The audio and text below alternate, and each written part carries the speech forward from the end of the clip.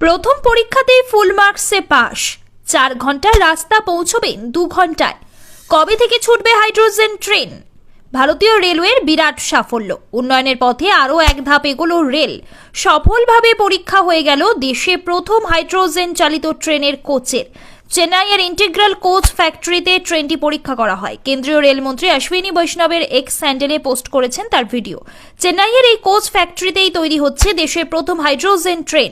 1200 horse পাওয়ারের ক্ষমতা সম্পন্ন হবে এই হাইড্রোজেন ট্রেন। বিশ্বের খুব কম সংখ্যক দেশেই হাইড্রোজেন পাওয়ার্ড ট্রেন রয়েছে, তার মধ্যে অন্যতম হতে চলেছে ভারত।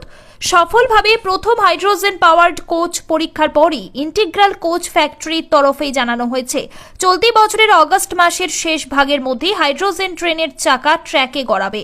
চেন্নাইয়ের ভিলিভাক্কামেই ট্রেনের ট্রায়াল রান হবে আর কিছুদিনের মধ্যে।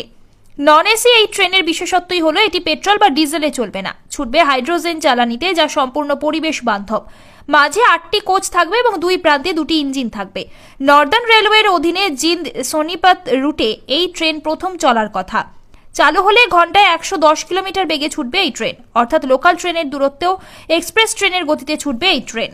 2023 সালে কেন্দ্রীয় রেলমন্ত্রী অশ্বিনী বৈষ্ণব রাজ্যসভায় জানিয়েছিলেন যে ভারতীয় রেলওয়ে মোট 35টি হাইড্রোজেন ট্রেন চালানো হবে। প্রতিটি ট্রেনের খরচ 80 কোটি টাকা করে পড়বে। গোটা পরিকাঠামো এবং ট্রেনের খরচ মিলিয়ে আনুমানিক 70,000 কোটি টাকা খরচ হবে।